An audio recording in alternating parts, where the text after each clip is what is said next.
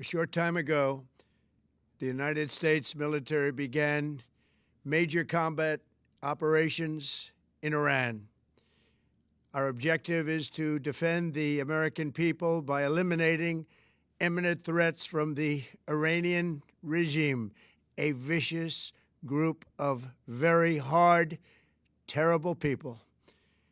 Its menacing activities directly endanger the United States, our troops, our bases overseas, and our allies throughout the world. For 47 years, the Iranian regime has chanted death to America and waged an unending campaign of bloodshed and mass murder, targeting the United States, our troops, and the innocent people in many, many countries. Among the regime's very first acts was to back a violent takeover of the U.S. Embassy in Tehran, holding dozens of American hostages for 444 days. In 1983, Iran's proxies carried out the Marine barracks bombing in Beirut that killed 241 American military personnel. In 2000, they knew and were probably involved with the attack on the USS Cole. Many died. Iranian forces killed and maimed hundreds of American service members in Iraq. The regime's proxies have continued to launch countless attacks against American forces stationed in the Middle East in recent years, as well as U.S. naval and commercial vessels in international shipping lanes. It's been mass terror, and we're not going to put up with it any longer.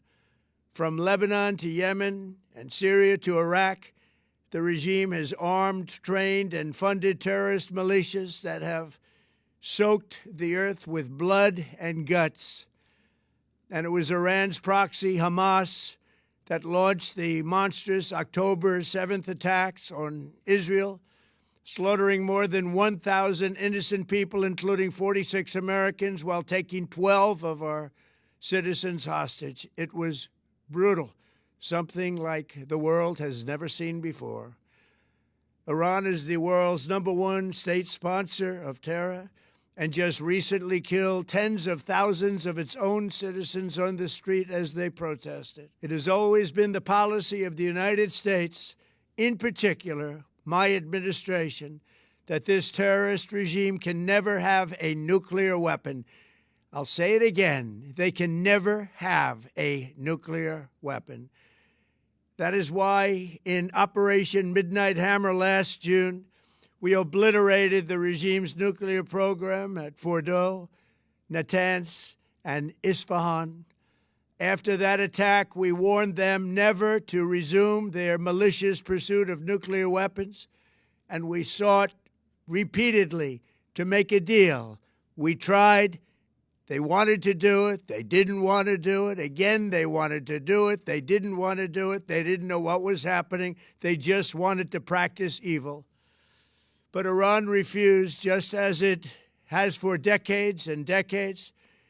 They've rejected every opportunity to renounce their nuclear ambitions, and we can't take it anymore.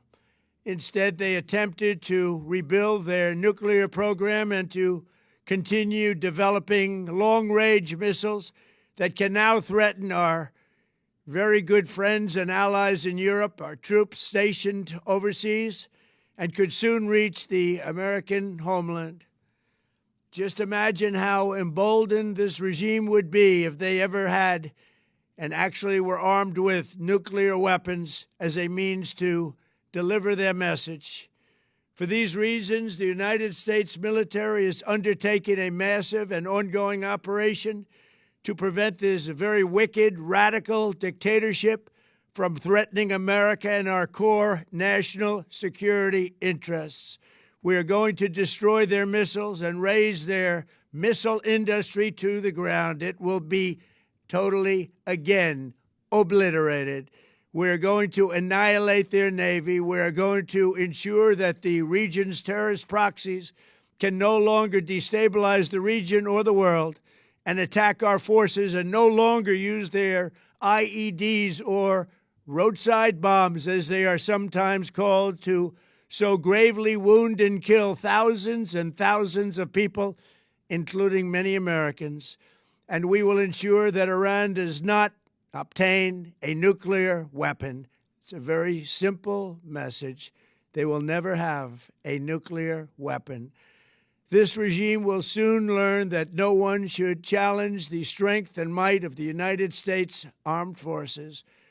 I built and rebuilt our military in my first administration, and there is no military on earth even close to its power, strength, or sophistication. My administration has taken every possible step to minimize the risk to U.S. personnel in the region. Even so, and I do not make this statement lightly, the Iranian regime seeks to kill. The lives of courageous American heroes may be lost, and we may have casualties. That often happens in war. But we're doing this not for now. We're doing this for the future, and it is a noble mission. We pray for every service member as they selflessly risk their lives to ensure that Americans and our children will never be threatened by a nuclear-armed Iran.